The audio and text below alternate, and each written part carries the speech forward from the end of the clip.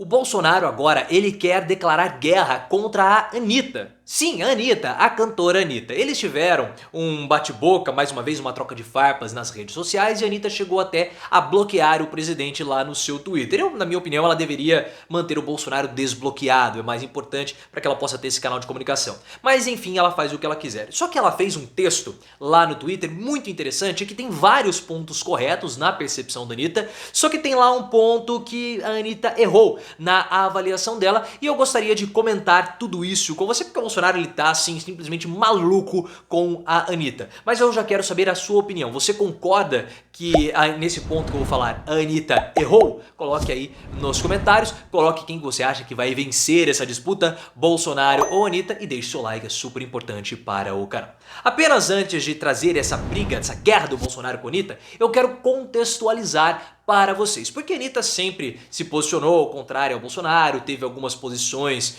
que contra o presidente da República, mas tudo escalou para um outro patamar depois do Lollapalooza. E vocês lembram o que aconteceu no Lollapalooza? Eu vou até colocar aqui o vídeo no izinho para que você possa acompanhar o meu comentário sobre a Anitta no Lollapalooza naquela época lá. Mas houve toda aquela história da Pablo Vittar, que ela levantou uma bandeira a favor do Lula, o TSE puniu o evento falando que aquilo era propaganda antecipada, e todos os artistas que fizessem propaganda antecipada, seja para Lula ou para Bolsonaro, teriam que pagar uma multa de 50 mil reais. A Anitta chegou e falou assim, 50 mil? Não tem problema, eu pago, e colocou lá fora Bolsonaro. E isso provocou uma ira dos bolsonaristas que começaram a atacar a Anitta. A Anitta que sempre foi um alvo do bolsonarismo, não vamos esquecer, mesmo em anos anteriores. E agora que ela está no topo das paradas, está fazendo um sucesso absurdo, ela vai ser um alvo muito fácil para os bolsonaristas.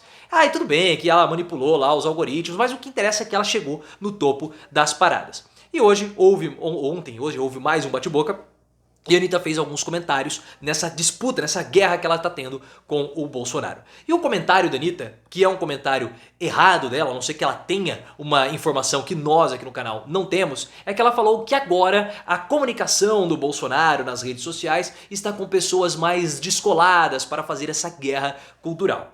E na verdade, esse é um erro da Anitta, porque a comunicação do Bolsonaro na internet é a mesma, com o Gabinete do Ódio e toda aquela estrutura que foi criada lá atrás no período da eleição. E a comunicação do Bolsonaro, pessoal, nós temos que entender que ela é altamente profissional na internet. Altamente profissional. E é profissional como nenhum outro candidato político possui. Tá? E claro, pago com o dinheiro público tudo isso. E um das grandes méritos, podemos colocar assim, entre aspas, justamente dessa comunicação do Bolsonaro altamente profissional é parecer amadora.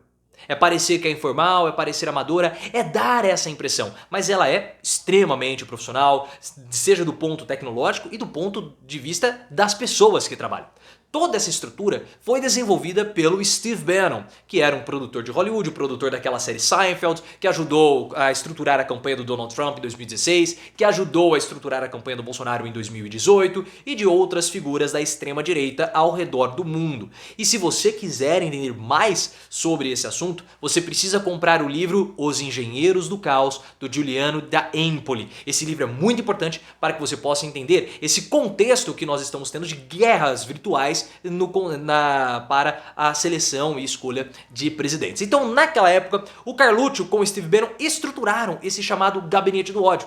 E o Bolsonaro, pessoal, na internet não tem pra ninguém. Ele não consegue rivalizar, ninguém na verdade consegue rivalizar com o Bolsonaro. Porque somando todos os seguidores de todas as redes sociais do Bolsonaro, ele tem mais de 40 milhões de seguidores. E se você pegar todas as redes sociais de todos os outros candidatos adversários do Bolsonaro e somar todos eles não chegam na metade do Bolsonaro. Então ele tem uma força na internet muito, mas muito grande, e tudo isso é muito profissional. Impulsionado por robôs, canais de propagação de notícias em massa, claro, de notícias falsas. Então ele tem uma força muito grande na internet e muito profissional.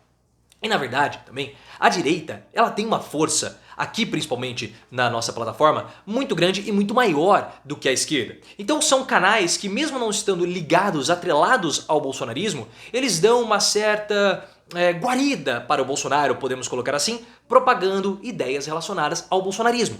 Um desses, mesmo que eles falem que não são bolsonaristas. Um desses exemplos, por exemplo, é o Monark. O Monark, o canal dele aqui na plataforma, tem mais de 3 milhões de seguidores. E ele propaga ideias que são ideias bolsonaristas, mesmo ele não sendo bolsonarista, ou falando que não é. O Nando Moura é outro canal aqui que rompeu com o Bolsonaro, mas ele tem mais de 3 milhões de seguidores aqui, é um canal muito forte de direita, atacava também a Anitta no passado, e é um canal que propaga também as ideias bolsonaristas. Nós temos vários e vários canais de direita com mais de 1 milhão de seguidores e inscritos aqui na plataforma. E quando você pega os canais de esquerda, salvo me engano, só o canal Meteoro tem mais de 1 milhão de seguidores. Os outros não batem 1 milhão. Então há uma força muito desproporcional aqui na internet com os canais de direita, e é claro que isso beneficia Bolsonaro e essa comunicação mais profissional do Bolsonaro. Então na fala da Anitta, eu vi somente esse erro dela, achar que pode ser algo mais informal, algo mais descolado, e não é, tá? É muito profissional. Inclusive, a linguagem, a comunicação que é usada pelas redes bolsonaristas, ela é precisa para atingir o eleitor bolsonarista. Eles sabem casar muito bem a comunicação com a forma como essas pessoas entendem a linguagem. Isso aí eles fazem de um modo muito profissional. Agora, a Anitta toca em alguns pontos que são pontos importantes, são pontos pertinentes. Ela falou o seguinte: olha, nós não deveríamos citar o nome do Bolsonaro, porque isso acabaria fortalecendo o Bolsonaro. E de fato, nisso ela tem razão. E há uma questão que eu já levanto aqui no canal desde lá de trás, desde 2019, 2020, pelo seguinte: o Bolsonaro, ele sabe pautar a imprensa como ninguém. É claro que ele é o presidente da República e isso fica muito mais fácil, ele consegue colocar a discussão na jogada que ele quer fazer.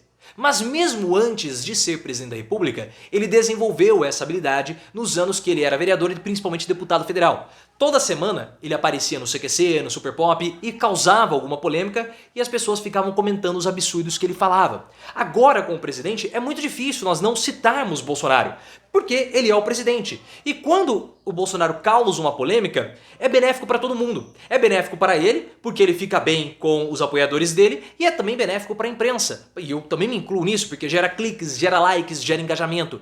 E audiência, obviamente. Então é muito difícil lidar com essa situação do Bolsonaro. Não tem como suprimir a fala do Bolsonaro, mas a Anitta tá certa. Só que como nós vamos fazer isso?